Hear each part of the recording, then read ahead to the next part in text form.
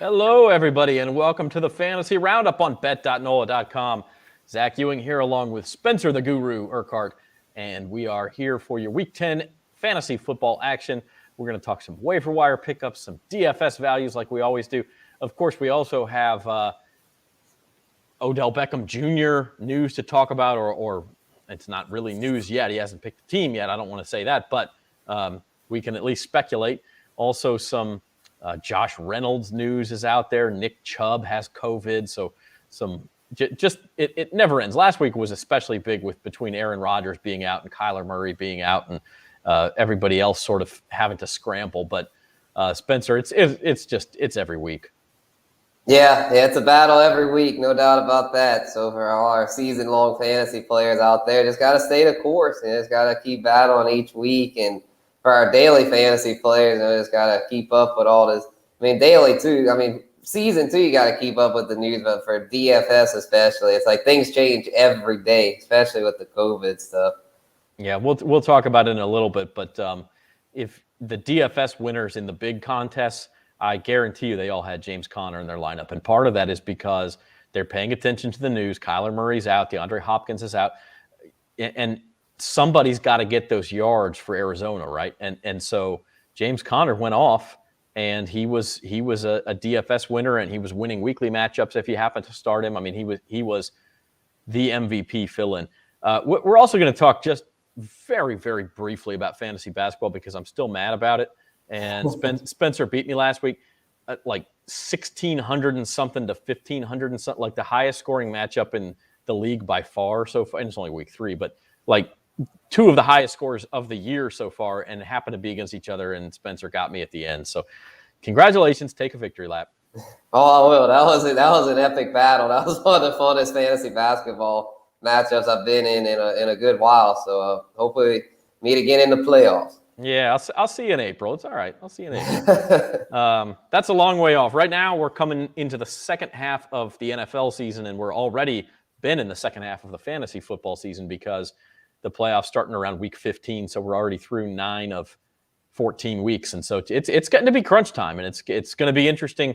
We'll talk a little OBJ. If you have questions, put them in the comments. We will get to them as we can, and let's get going. Let's talk week 9. Let's recap first the quarterbacks, and I guess no real surprises other than it was nice to see Justin Herbert bounce back. Obviously, the Saints didn't like what Matt Ryan did to him, but he was able to get it going. And I say no surprises. The big surprise came Thursday night. Josh Johnson comes in for I can't even remember the name of the guy he comes in for. Mike White. Yeah, Mike White, yeah. But I mean, the Jets have been through so many damn quarterbacks, I can't even keep them straight. Nobody started Josh Johnson, even in DFS, because they didn't know who's going to play. And then he comes in and scores 24 points. So it just goes to show you can't predict this stuff no matter how much research you do. Not always. Oh, it's crazy because if you combine Josh Johnson and Mike White's total, because Mike White had threw a touchdown before he got injured. The Jets team quarterback had the highest total out of any quarterback. He actually had more than Herbert, Johnson, and White put together. So, yeah, it's insane to think how that happened. And Carson Wentz had a good game, too. I mean, Carson Wentz has really been on the upswing lately, and Matt Ryan bounced back. So Herbert, Lamar, no surprise, but yeah, 3 through 5 was interesting for sure. Yeah, it's just like the Jets and Colts as the shootout of the week. I mean, that's what we're talking about here. Is you just can't always predict this stuff. There's very few people who would have seen that coming. Although I will say the Colts have been playing a lot better, and we can get into that. But they've really become a fantasy go-to team between Wentz and Jonathan Taylor, Michael Pittman, even Mo Alley Cox as a tight end gets in on it sometimes. Right. Yeah, I mentioned that in my column today about how the Colts they're legit. They're a legit offense that you can depend on running game and passing game, which is rare these days to have running backs with Taylor and Hines as well as a quarterback receiver connection like Wentz and Pittman. Yeah, absolutely. And we want to remind you, you can sign up for the Caesar Sportsbook app. You can't bet yet, but I actually did bet at the kiosk down at Harrah's. I was in New Orleans this morning, and it's pretty nifty. The little touchscreen kiosk. You don't have to stand in line. You can just, press the bet you want. It prints out the ticket for you. Scan your Caesar's rewards card. All of that. But it's going to be even easier when mobile betting is approved, which we think will happen sometime near the end of the year. But you can get ready now. You can download the app. You can make a deposit, get your $100 free bet bonus, all by going to NOLA.com/Caesars, and that will take you directly to the app sign up. So go ahead and do that today. Also like to mention that Sports Betting 101 is coming on Thursday night at Manning's Restaurant, and you can buy tickets for that event at NOLA.com/sportsbetting101. And I had a little bird tell me we might be doing buy one, get one tickets here for the last 24 to 48 hours before the event on Thursday night. So keep it locked to NOLA.com/sportsbetting101. It's limited attendance. You can watch it live on bet.nola.com, but if you come to Manning's in New Orleans on Thursday night, you get food and a couple of drink tickets included in that price. So it's well worth the price of admission. You can hear Sports Betting 101 if you want to get into it. Maybe you're a fantasy player who wants to get into sports betting, find out what it's all about. We've got a fun night planned, and you can get a little food and drink in your belly as well. So go to NOLA.com/sportsbetting101 for that. Let's move on to the top scoring running backs in Week 9. And as mentioned, this is called foreshadowing, Spencer. James Conner of the Cardinals, the top scoring player in fantasy this week by 6 whole points. He actually, in my Superflex league, I was facing an opponent. She had one of her quarterbacks was on bye, and the other one was Kyler Murray, who's hurt. And I'm thinking, man, I might be in good shape this week, even if I don't play. Even my team doesn't play very well. Well, she picks up Colt McCoy Sunday morning, which is really her only option at that point, and plays him. And Colt McCoy had the dagger. It was like a 43-yard screen pass to James Conner late in that game, and she beat me. My team didn't have a very good week, but that James Conner was a game winner this week.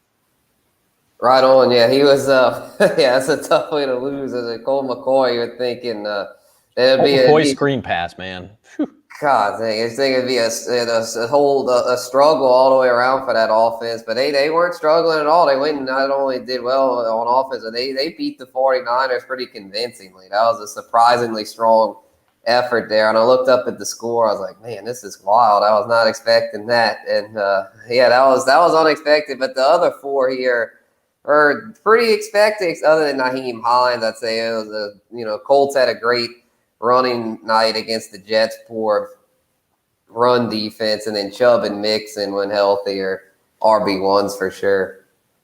You got a question coming in that we will get to in just a second, and keep those questions rolling in the comments. But yeah, great night for the Colts. And Nick Chubb, by the way, 3rd on that list, on the COVID-19 list. Now, he is vaccinated. That means he could potentially come back for Sunday.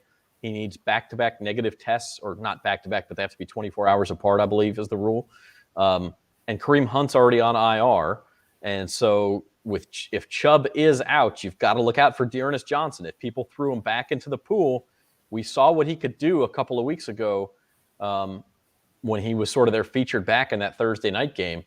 You've got to keep a lookout for Dearness Johnson, I think. Right, yeah, because also Demetric Felton and John Kelly were positive as well. So there's no depth right now in that backfield, and Kareem Hunt's out. So it's going to be the Dearness show if all those guys end up ruled out, which, I mean, this is, with COVID, a lot of times they don't come back as quick as you'd think. So I'm thinking that it'll be the Dearness show. It's a tough matchup against the Patriots, but he'll get enough volume. So even if he's not the most efficient runner, he'll get the volume where he's a must start. Yeah, and the Browns want to run the ball, and they will try to run the ball. So top scoring wide receivers in Week 9. Again, we go back to that Thursday night game. Elijah Moore of the Jets, 27 points, kind of coming out of nowhere, but he's a hot name on the waiver wire too.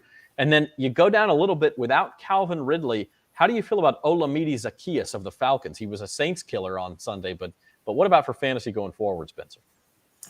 Yeah, Zaccheaus, a big performance, although it was helped by the touchdowns. So I wouldn't bank on this moving forward. He is a guy that I think is just kind of a fluke deal. He's not a target hog in the offense. It's still the Cordero Patterson and Kyle Pitts show there. And then Calvin Ridley should be back in a few weeks. So I wouldn't go running to the wire for Zaccheaus. But Elijah Moore, I like Elijah Moore. I know I said last week, don't trust the Jets. But, man, the Jets have – They're proving me wrong. They're showing that with garbage time, they've actually been able to put up some numbers. So Elijah Moore, somebody at this point, too good to ignore. I would go try to scoop him up.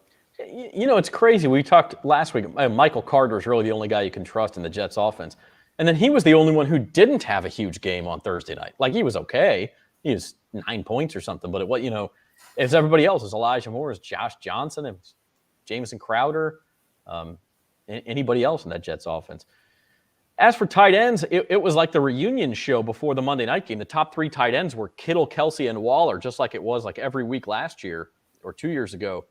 But then in the Monday night game, Pat Freiermuth catches a touchdown pass. He has a big day. Cole Kmet for the Bears has a big day. And so they both get in this top 5 list. Freiermuth, kind of like the zone buster. I mean, like, he doesn't beat man-to-man very often. If you look at kind of the Pro Football Focus and everything like that, he's not real effective against man coverage, but the Bears were in a zone a lot, and Freiermuth just busted it.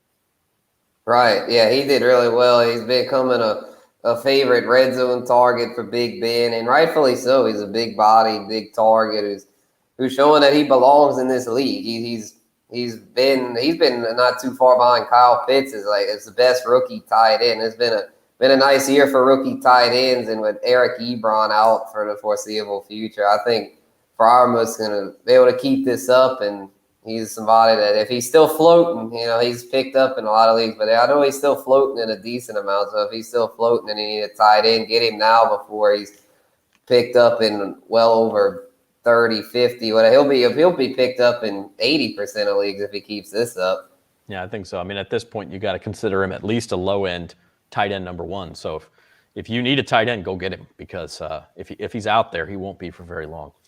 This is the Fantasy Roundup on bet.nola.com. I'm Zach. He's Spencer the Guru. And want to take a minute before we get into our fantasy starters. Let's bring up our question from Evan here. He says, he's got Josh Allen. Should I trade away CeeDee Lamb and A.J. Brown for Robert Woods and Stephon Diggs? So that would give you a Bills stack with Allen and Diggs.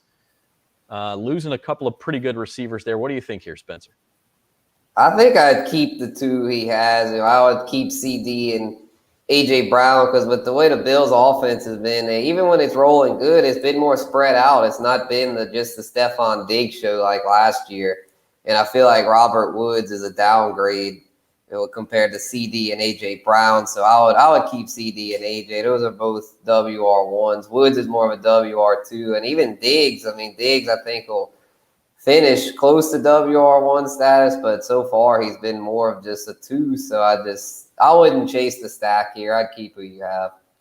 Yeah, I think that's a no for me too, Evan.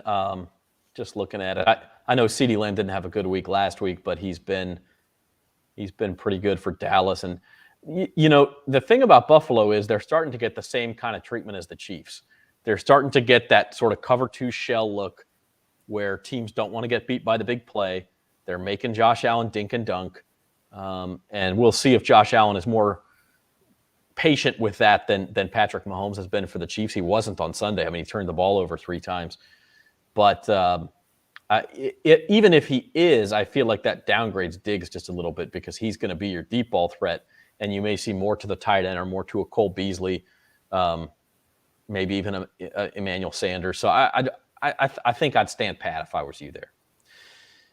Our fantasy stars for week 9, Spencer, you went to that Thursday night well, which is a good place to be this week, and went with Jonathan Taylor. Yeah, I had to do it. He's rolling right now. He's been number 2 RB behind Derrick Henry. He's going to soon be the number 1 with Henry out. I mean, he's rolling right now, and he does it all. He didn't have a big receiving night with Nyheim Hines getting in the mix, but it didn't matter with his big night on the ground. And it's another plus matchup this week against Jacksonville. So I'd be tempted to pay up for JT, because there's not too many backs out there putting up the production like him. Yeah, I mean, he is in average scoring probably not going to pass Henry, but with Henry hurt, he is the guy in fantasy football right now. He's getting the volume, he's getting the production with that volume, and so he's an absolute star right now.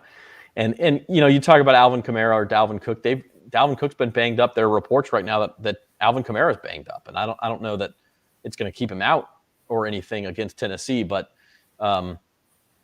frankly, with the Saints quarterback situation and the way they've sort of sat on the ball, you have defenses keying on Kamara anyway. Jonathan Taylor is the guy at running back right now. Yes, indeed. Yes, indeed. Yeah, and then CMC back, though, that could make things interesting. Well, that's true. Yeah. And again, CMC, it's a soft tissue injury situation. And he's back now, but those things have a tendency to crop back up.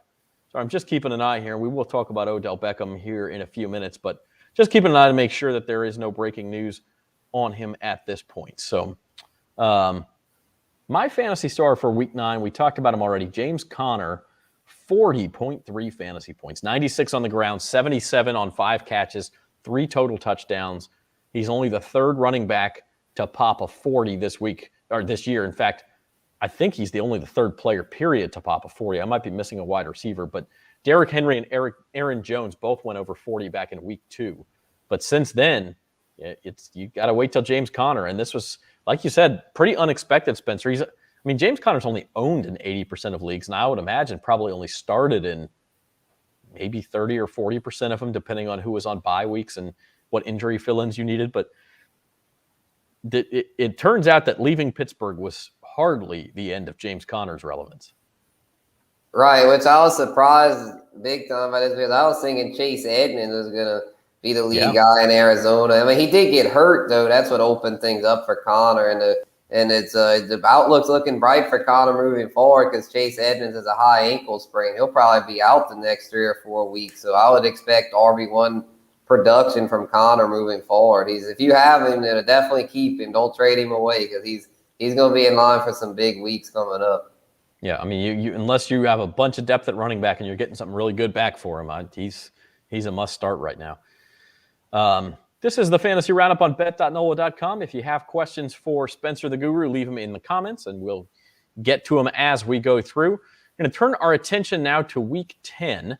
And, of course, there's got to follow the NFL news if you want to succeed in fantasy. And right now, the NFL news surrounding Odell Beckham Jr., he received his release from the Browns.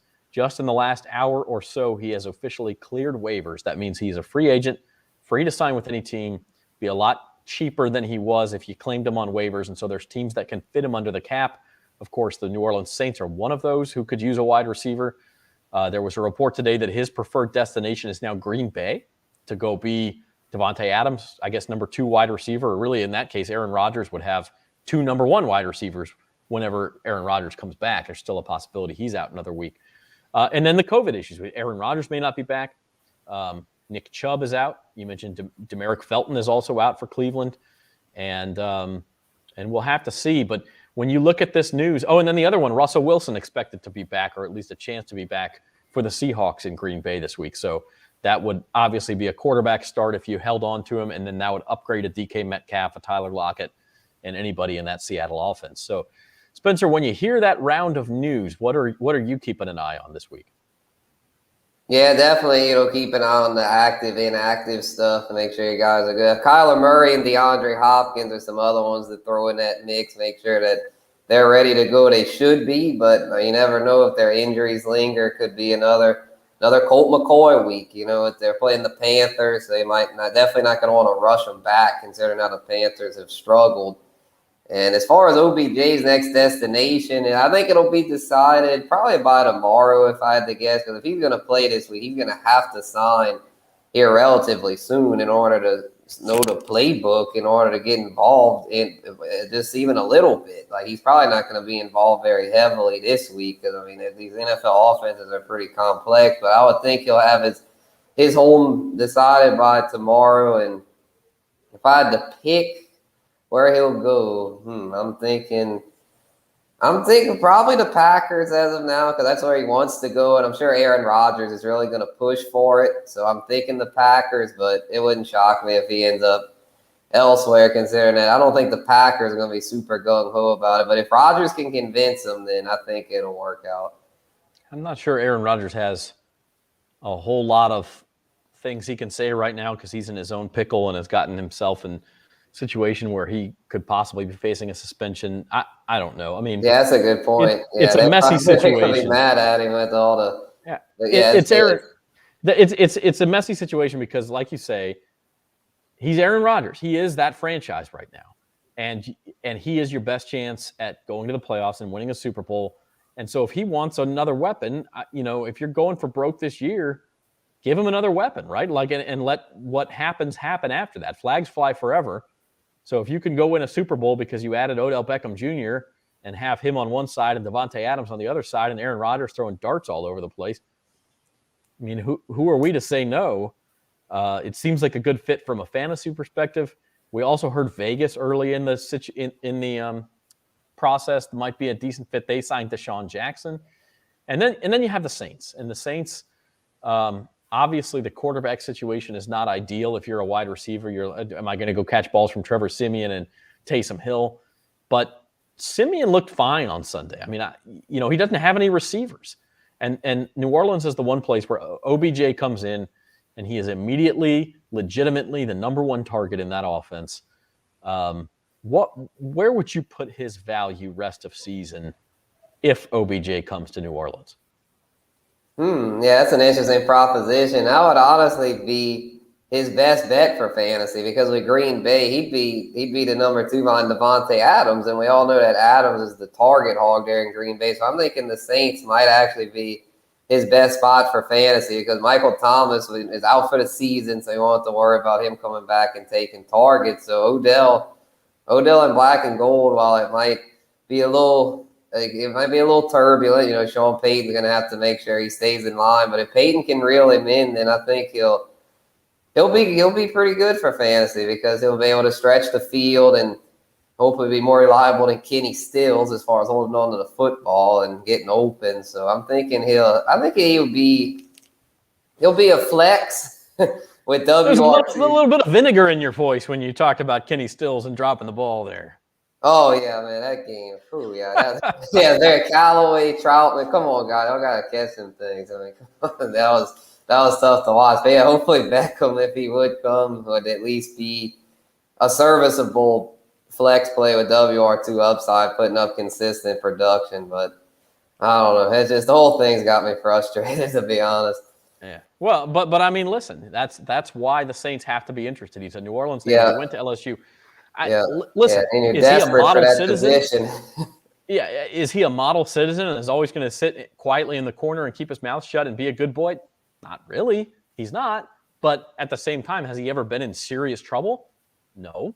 He just likes to run his mouth. And if he can help your team and you can put up with that, which the Saints have proven they can do, C.J. Gardner-Johnson comes to mind, then maybe it is a good fit. Now, if it gets to be a problem because Trevor Siemian's his quarterback and he didn't like Baker Mayfield and now we've got an issue, I don't know. There's a lot of variables here, but it seems to make a lot of sense from a lot of situations. Mm-hmm. Yeah, and you just need it to work for half a season. I mean, it's not going to be a deal to where you're not signing to a long-term contract, and you should have Mike Thomas back next season to where, I mean, if he works out, maybe bring him back for next year like the Bucs did with AB, and if he doesn't, well, adios. We talked about it a lot on Odds and Ends yesterday, and Jim Derry and a lot of our people commenting said, "No, listen, it's never going to happen." I think there's at least a chance. I think the Saints will kick the tires. We'll see what happens. Having said that, let's move into waiver targets for Week 10. And Spencer, you have a couple of suggestions here. Yeah. I'll start with the quarterback position. Teddy Bridgewater, I think, is a really good stream this week against Philadelphia. He had a surprisingly good week against Dallas. I was impressed with how well he did. And I think the return of Jerry Jeudy has really sparked this Denver offense. And with that, I think Teddy B's a solid quarterback to pick up if you're looking for somebody in the short term. And then the Jordan Howard is surprisingly back relevant here with the Eagles. I was thinking he was left for dead from a fantasy perspective. I haven't heard his name in a long time. He wasn't even on the roster a few weeks ago. And then with Miles Sanders hurt, he's become their primary back goal line option. I'm not a big fan of his for PPR, but he's got that stable floor role. So with that in mind, I'd say he's definitely worth a pickup for it's always a thin running back position. And then Elijah Moore, we talked about him a lot earlier. He was really emerging in what's become a surprisingly fantasy-friendly offense there with the Jets. The places fantasy takes you, relying on the New York Jets. Yeah, it's fantastic. It is wild. It is wild. But that's the thing with these offenses. I mentioned that in the column today with the offenses like the Bills and the Chiefs kind of coming back to earth. It's seems like this year the playing field more level. Like it's more there aren't as many of those like just dominant type offenses, and then even like the bad offenses are not as bad as they normally are. Yeah, no, you're right. And speaking of which, we'll move into my waiver wire target. Going after Carlos Hyde, another kind of blast from the past name. And he was not great for Jacksonville this week against Buffalo. I think he had 67 yards on 21 carries. But it's that 21 carries number I'm interested in. If you're going to get a running back that has 20-plus touches week in and week out, I want him on my roster. Now, I may have better options to start. I may not. Obviously, we all know there's injuries every week. There's COVID list. There's all this other sort of stuff. Give me a guy who's going to get 21 carries while James Robinson is out, and he's a nice little fill-in. He's owned in 28% of leagues. And then Devonta Freeman kind of leapt to the top of the messy running back committee in Baltimore and had, I think, like 17 fantasy points. He had plenty of touches and seems to be the target of choice when Lamar Jackson wants to dump the ball off. And so I don't mind a pick up there if you're looking for a running back. And Russell Gage of the Falcons, hey, if Calvin Ridley's going to be out, Russell Gage is a nice possession receiver, especially in a PPR. Matt Ryan tends to go there a lot. Yes, he's going to take his shots to Kyle Pitts. But when he wants to kind of go underneath and play the possession game, Russell Gage is getting a lot of those targets. And I will add, Spencer, we talked about him already. Dearness Johnson is owned in 45% of leagues, so he's may or may not be available in your league. But if you do need a running back fill-in with Kareem Hunt out and with Nick Chubb on the COVID list, go get Dearness Johnson. If you need a running back this week or even maybe even next week, because sometimes these COVID things linger a little bit, would not be surprised to see him get a big workload. Yes, indeed. Yeah, I like Freeman the most out of the ones on your list. Hyde could maybe do something if J-Rob's out again, but the early indications are that James Robinson will likely be back this week. Yeah, and that could be, and again, that's where you got to keep an eye on those inactives and on health injury reports and all that. So, moving on to DFS values now, Spencer. Here are some of your DFS values. That should say week 10, by the way. That's left over from last week, but a week 10 DFS values, starting with a Colts stack that worked pretty well a couple weeks ago. It's worked pretty well 2 weeks in a row.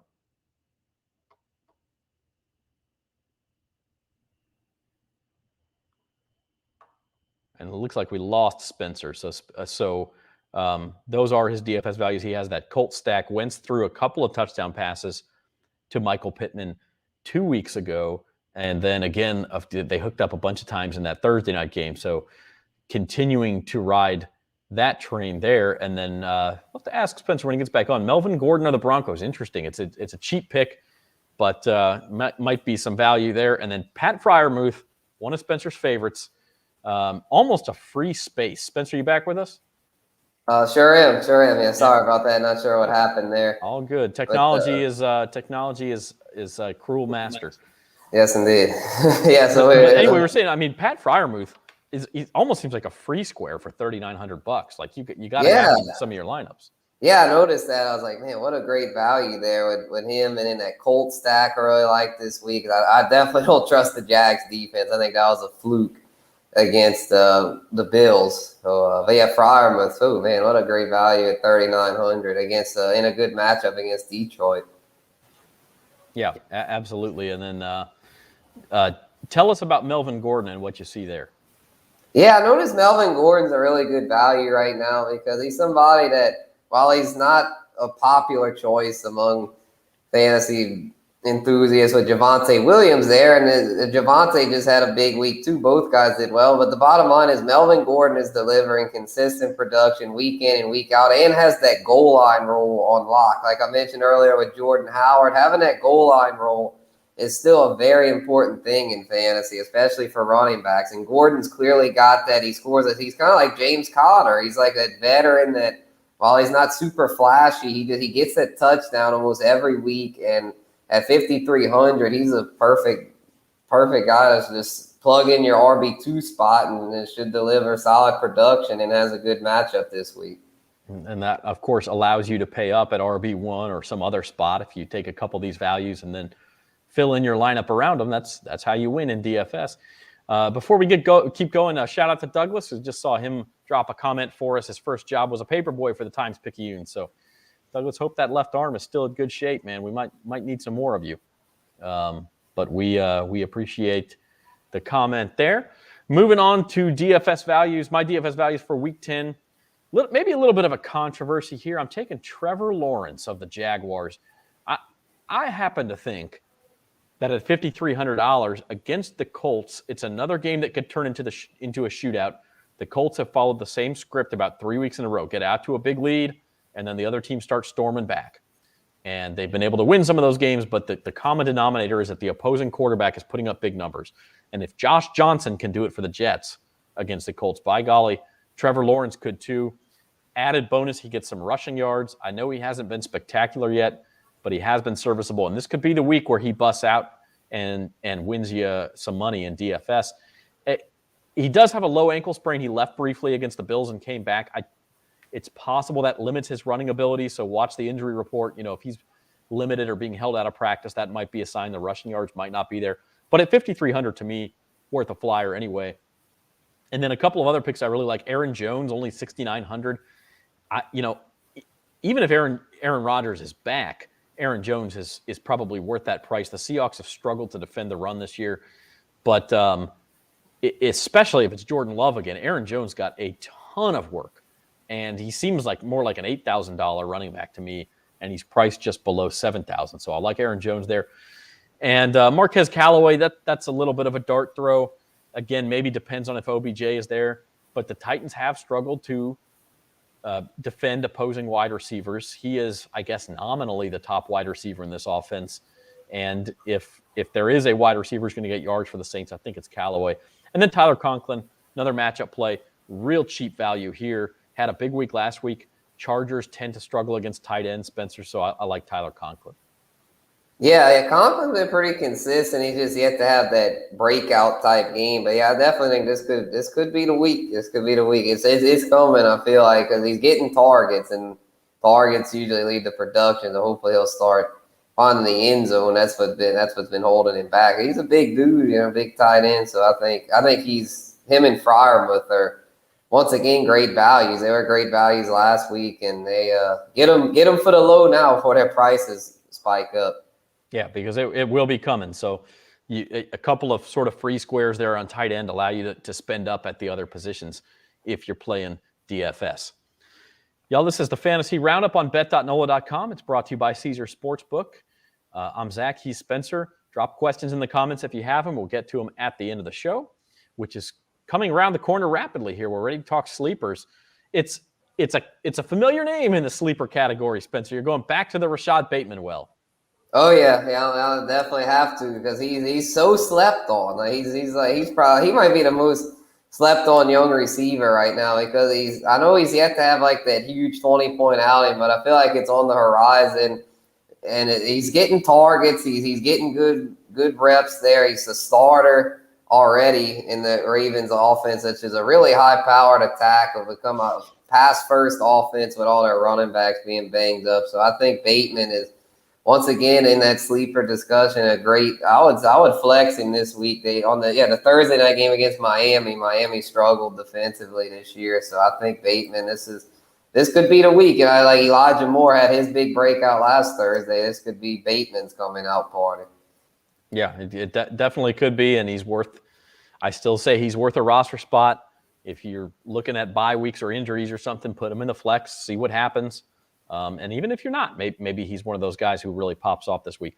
I went with J.D. McKissick, Washington football team running back, and it's interesting because on the surface they're playing the Bucs. The Bucs just are deadly against rushing offenses. They don't allow much on the ground at all.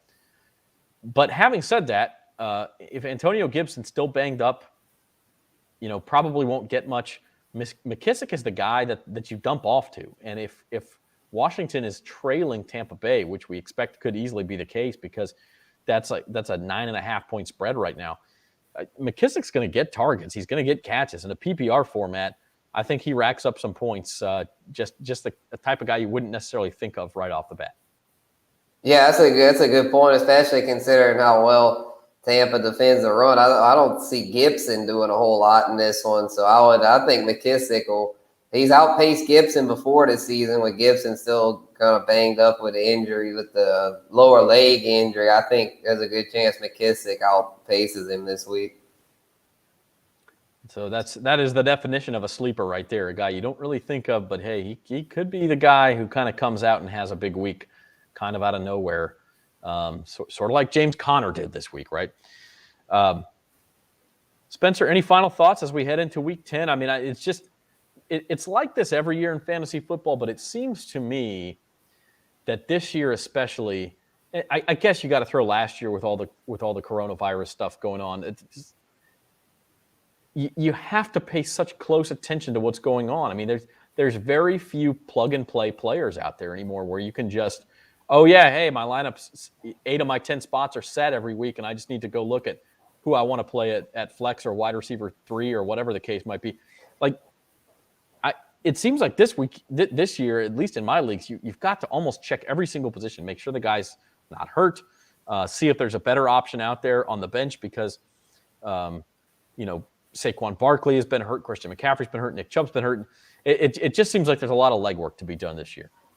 Oh, definitely. Yeah, a lot of years it's like you're driving down the highway, right? And there might be a little traffic here or there, a little bump here, but there's nothing to it. This year it's like there's a bunch of traffic, potholes all over the road, just brutal. You got to just try your best to survive and not crash. You just gotta stay the course. It is quite insane, but it makes it kind of fun for someone like me who's really tuned in with it. I enjoyed all the lineup stuff, but even for me, sometimes on a Saturday, I'm like, bruh, like what is y'all just killing me with all these late inactives and COVID stuff. So it's even a little tough for me because I'm in a lot of leagues. I know a lot of y'all are too that are listening. So just keep pushing, y'all.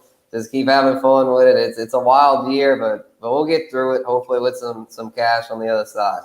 Well, and what that does, really, what you're talking about, Spencer, this fantasy football season, what Spencer is saying is that it's become the New Orleans road of fantasy football seasons. There's potholes everywhere. I had to say it. Although, quite frankly, Baton Rouge not a whole lot better. So yeah. It's everywhere in this state. But I mean, honestly, what we're talking about, that kind of thing, that rewards people who pay attention and rewards people who do legwork. You're not going to have the guy who had a monster draft and just set his lineup in September and forgot about it. He's not winning the championship this year, most likely. Not without an extreme amount of luck, more than usual. So to that end, if you have lineup questions, DFS dilemmas, make sure you're tagging @SpencerTheGuru on Twitter or Instagram. He will get to those questions throughout the week. You can also read his column twice a week on bet.nola.com. It's also in the Times-Picayune and Advocate on Friday mornings. And we will keep rolling throughout the season here. Play a little fantasy basketball. I got to check the schedule and see when we play each other again, man. I'm still sore about that game. Yeah, you're gonna be a revenge game for you next game. But hey, my team's coming into its own, so it's probably be another shootout if I had to guess. You got a good team, but my guys will be motivated, man. I'm gonna get on them in the locker room, and we're gonna get after you. So you have to watch Joker. He's gonna want to fight my people. That's right. You got to watch Nikola Jokic, man. He's a wild one. I thought Markieff Morris was the cheap shot artist, so maybe he got a taste of his own medicine. But if you seen that video, Jokic, and he came out and said it after the game, like, "Hey, I screwed up. I lost my temper," and it's just good Morris is not seriously hurt apparently, and so hopefully, little suspension for Jokic, and we can move on. So we'll keep talking fantasy football throughout the season. Get into some more fantasy basketball every Tuesday afternoon here on the Fantasy Roundup. We also invite you to tune in Thursday at high noon, a special time this week for At the Book with myself, Jim Derry, and Devin Jackson. We will be talking about the football weekend to come, the Thursday night game between the Ravens and Dolphins. LSU has Arkansas this Saturday, and then Saints and Titans on Sunday. We'll talk it all. We'll break down our big bucks picks and see how we're all stacking up. I'll also tell Jim that his take on Justin Fields is just horrible. I'll tell him again because Justin Fields is pretty good last night. Yeah, he really showed that he's not the problem. It's Matt Nagy. So hopefully they'll get Matt Nagy out of there after this year and let Fields do his thing. Yeah, let Justin cook. He's the new Russell Wilson. Let Justin cook. He cooked a little bit last night. They came up just short, but I like Justin Fields going forward. So that is it for us. We have Sports Betting 101 on Thursday night. Just want to remind everybody one more time, you can go to NOLA.com/sportsbetting101 for tickets. That is your chance to get in to Manning's Restaurant. You get some food. You get a couple of drink tickets. You get to have a good time, hang out with us. Jeff Duncan and Rod Walker will be there from the Times-Picayune. They can answer your questions on the Saints and Pelicans. And we'll have a good time. We'll teach you some sports betting and hang out starting at 6 o'clock on Thursday night at Manning's Restaurant. If you want tickets, NOLA.com/sportsbetting101. If you just want to watch, it will be live on bet.nola.com as well. So see you Thursday night, and we'll see you high noon Thursday for At the Book. And next Tuesday, Spencer and I will be back with a brand new Fantasy Roundup. So for Spencer Urquhart, Patrick McGee, our producer, I'm Zach Ewing. Have a good one, everybody.